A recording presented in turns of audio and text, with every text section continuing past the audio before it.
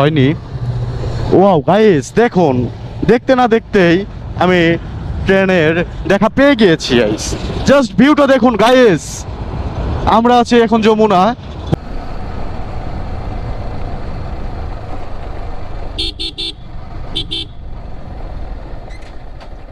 খোলেন,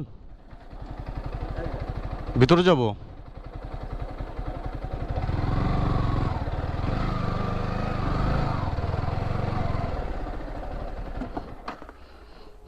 আসলে একটু উপর থেকে বোঝা মুশকিল হয়ে যায়, কিন্তু নিচে দাঁড়ালে বোঝা যায় যে এখানকার অবস্থাটা। এই যে দেখতে পাচ্ছেন।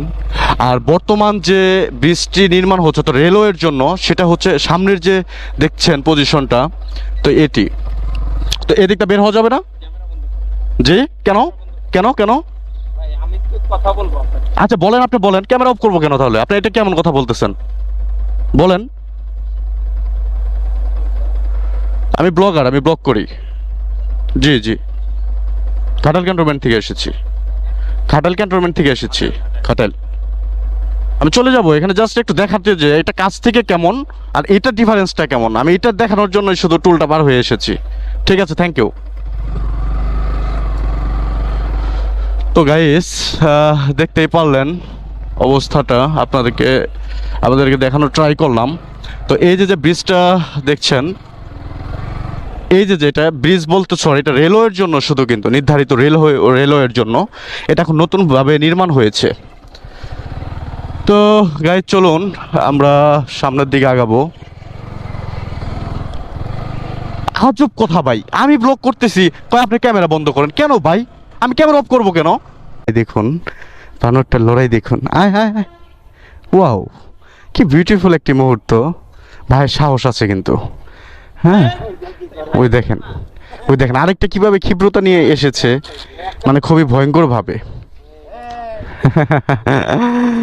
দেখতেই পাচ্ছেন।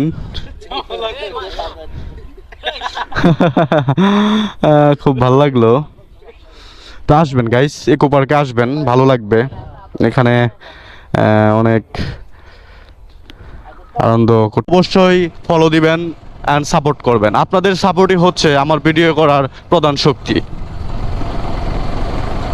একটি ভিডিও মেকিং করতে অনেক কষ্ট হয়, অনেক কিছু করতে হয়, এফোর্ট দিতে হয়।